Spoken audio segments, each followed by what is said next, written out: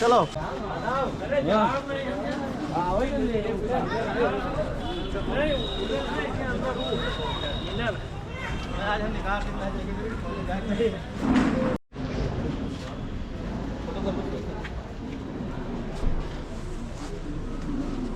राजीव गांधी अमर रहे, अमर रहे, अमर रहे। कांग्रेस पार्टी जी कैमरे की नजर में है। कैमरा इनके नजर में है। अध्यक्ष जी भी पुराने साथ आ जाओ, इधर आ जाओ।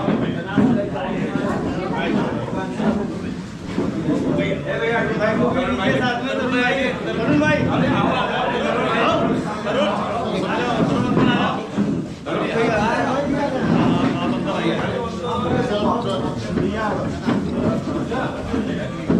बस रख दीजिए सब लोग। आज एक महत्वपूर्ण विषय पर हम वार्ता करने के लिए आपके जिले में आए हैं। पूरे उत्तर प्रदेश में एक साथ जिलों में वार्ता हो रही है। जिस तरह से उत्तर प्रदेश में जंगल राज कायम हो गया है, कानून व्यवस्था बिगड़ गई है। एनसीआरबी के आंकड़े कहते हैं कि हिंदुस्तान में जो अपराध हो रहा है उसका 15% उत्तर प्रदेश में हो रहा है। महिलाओं पे सबसे अधिक 2 तारीख को उत्तर प्रदेश कांग्रेस कमेटी के अध्यक्ष जी ने कहा कि इस घटना में भारतीय जनता पार्टी के पदाधिकारी संलिप्त हैं। सरकार के दबाव में उनके ऊपर मुकदमा किया और 60 दिन बाद उस घटना का खुलासा होता है।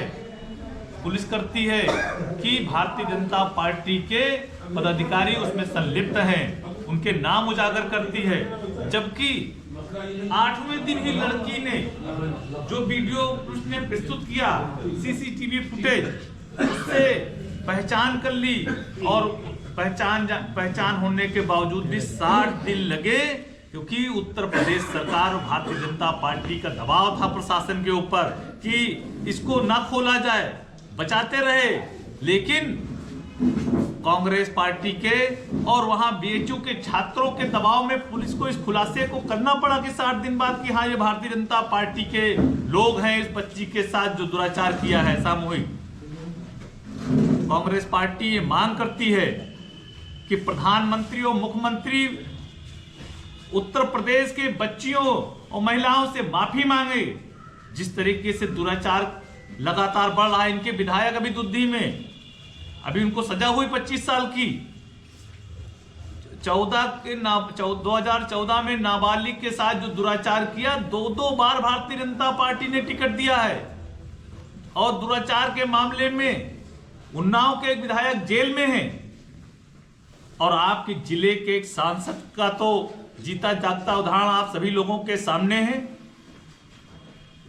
हिंदुस्तान में जिस तरह से पहलवान बच्चियां बाहर से पदक ओलंपिक जीत के आई, उन्होंने आरोप लगाया और उसके बाद भी न जल्दी FIR की जा रही थी। जब वो धरने पे बैठी, बड़े दबाव में गृह मंत्री ने जिस तरह से बड़े दबाव में FIR कराया, ये आप लोगों के सामने, हिंदुस्तान की जनता के सामने है। आज वो महिलाएं जो पहलवान लड़कियां हैं वो भी न्याय की गुहार कर रही हैं।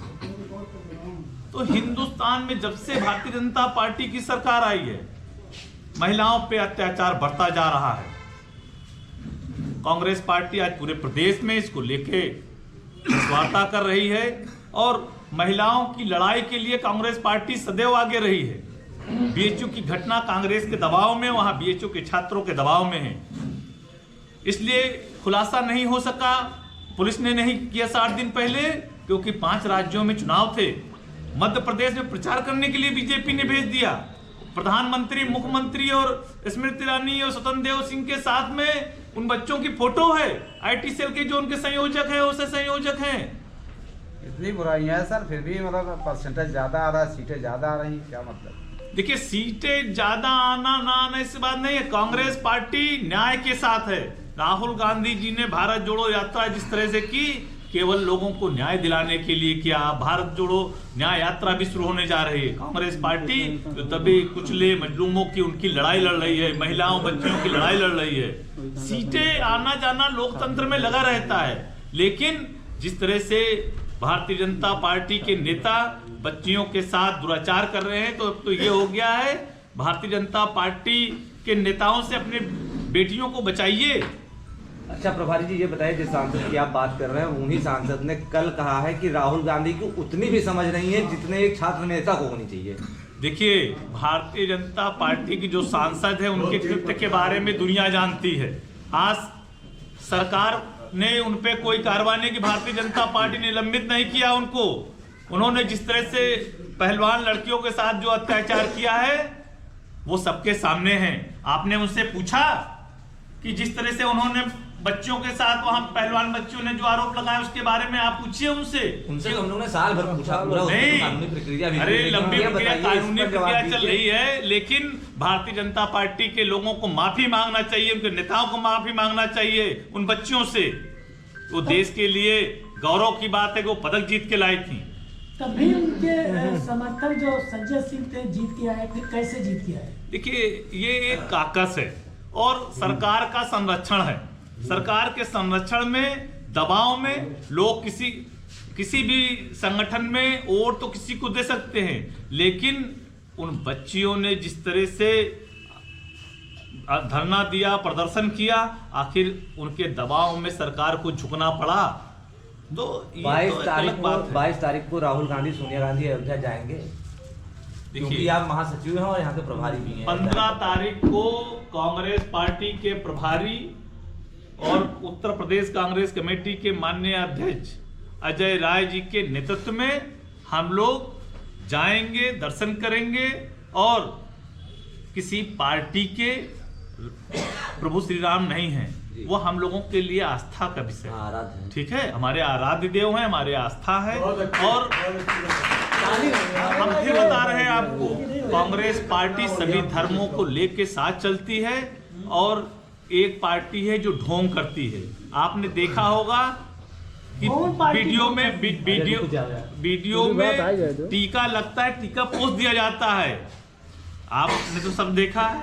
वो लोग केवल धर्म के नाम पे लोगों को बरगलाने का प्रयास करते हैं। कांग्रेस पार्टी इस देश में सभी का सम्मान करती है, सबको साथ लेकर। यही काम तो राहुल गांधी, राम विरोधी बातें जो आ रही हैं इंडिया गठबंधन के नेताओं के तरफ से, लगातार राम विरोधी बातें आ रही हैं। देखिए, कोई ऐसी बात नहीं हो रही है और कांग्रेस पार्टी सभी धर्मों का सम्मान करती है और प्रभु श्री राम हम लोगों के आस्था है, हमको विश्वास है, हमको उनका जो आशीर्वाद है हम लोगों के साथ में है। सुन लीजिए, आप कह रहे हैं कोई बात नहीं होती है, तो कोई कहता है कि राम मांसाहारी है। कल उन्होंने बिहार में कह दिया।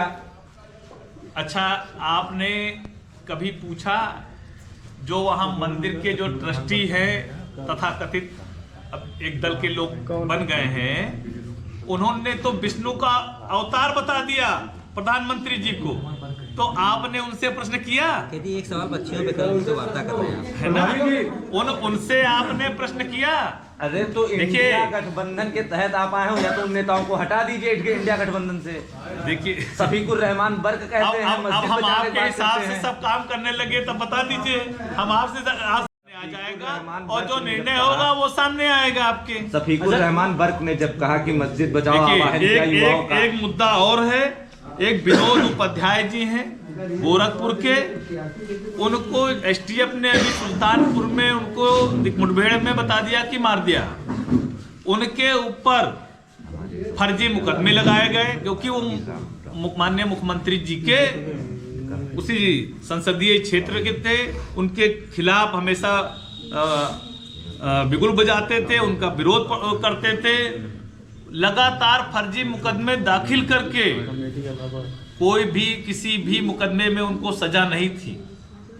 वो तो किसी के ऊपर भी, ये सरकार तो बोलने वाले पत्रकारों पे भी ये मुकदमे कर दे रही है और उन पे जबरदस्ती मुकदमे थोप के उनको उनके ऊपर इनाम घोषित करके उनका एनकाउंटर करा दिया। अपने विरोधियों, उनकी कांग्रेस पार्टी उनकी न्यायिक जांच की मांग करती है, जिससे दूध का दूध पानी का पानी। उनके ऊपर कितने मुकदमे थे? उनके ऊपर जो मुकदमे थे करीब 30 मुकदमे थे। ठीक है, तो उन मुकदमे फर्जी मुकदमे किसी भी में भी कन्विक्टेड नहीं थे, वो किसी भी मुकदमे में। तो 30 मुकदमे फर्जी लिखे गए। हाँ, और क्या, सरकार के दबाव में, सरकार बनने के बाद लगातार मुकदमे हुए उनके पर, लगातार मुकदमे हुए। तो कांग्रेस पार्टी न्यायिक जांच की मांग करती है।